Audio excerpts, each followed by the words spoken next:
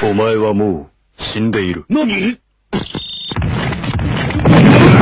Talking about shit in Formula 1 that nobody likes, it's in a nutshell! Alright, so a good chunk of you is going to be completely devoid of the concept of irony, and I'm completely fine with you telling me that, because it gives me the opportunity to give you this PSA.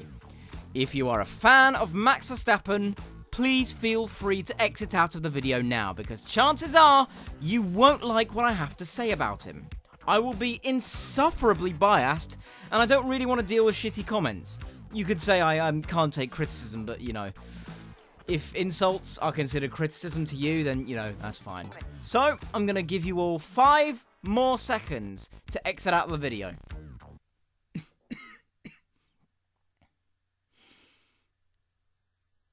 Are you sure? Do you really want me to continue? Well then. Don't say I didn't warn you. Max Verstappen started karting at the age of 4.5 before graduating to the Rotex Max Mini class in 2006. He joined a karting class that used his own name in the title. Twice. This was just tailor-made for him. He won the Flemish Minimax Championship in 2009 and graduated to international karting in 2010. He stayed in karting in 2013 until his first drive with an open-wheeled car, where he drove a Formula Renault car for 160 laps at the Pembrey circuit.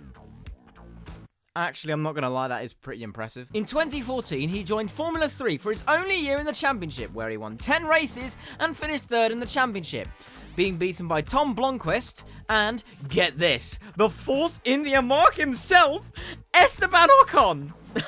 Now that's a future world champion if I've ever seen one. He had a few free practice sessions to piss around him, but his real story started in the dawn of 2015, where he became the youngest ever F1 driver to start a Formula 1 race.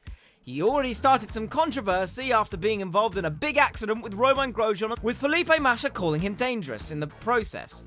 So, as a normal, rational adult, he fired back by pointing out the accident he had in Canada just a year earlier. Verstappen didn't come to terms with the circumstappen. That wasn't funny, but I just wanted to add that in. Regardless, he was given Rookie of the Year and a few balls to the walls overtakes, and everyone branded him as the quote-unquote next Senna. This is why the FIA doesn't listen to fans.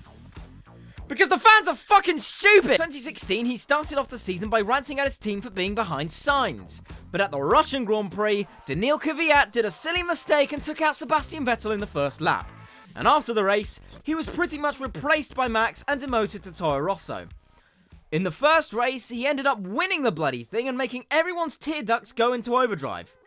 Even mine. I wish I had the video somewhere. But alas, Max's appeal dropped tenfold after Hungary, where he made contact with Kimi Raikkonen after he moved in the same braking zone. And got no penalty. Saying that Senna and Prost would have liked that move. He did the same thing again in Belgium with the same driver on the fastest part of the racetrack, and once again got no penalty. And a huge chunk of the Verstappen fan base decided that F1 needed this kind of racing. F1 attracts the sociopaths, apparently. Also, he did pretty well in Brazil, but who gives a shit? 2017 has been a joy to watch, because not only has he been retiring semi-regularly, but he's also been in the same boat that Bottas once was when he was in Williams, with a best finish of only 3rd. Also, he's getting his ass kicked in the point standings by his teammates, so that's also quite satisfying. Also, he was xenophobic, and every person I talk about this to will say, "Oh no, he apologised, so we have to move on. Please move on. I don't want to hear flaws about Max Verstappen." No. No. Shitty behaviour is shitty behaviour. Alright, now to let the comments come rushing in. Join us next time where maybe I might have enough to write about in the next UPR. Bang.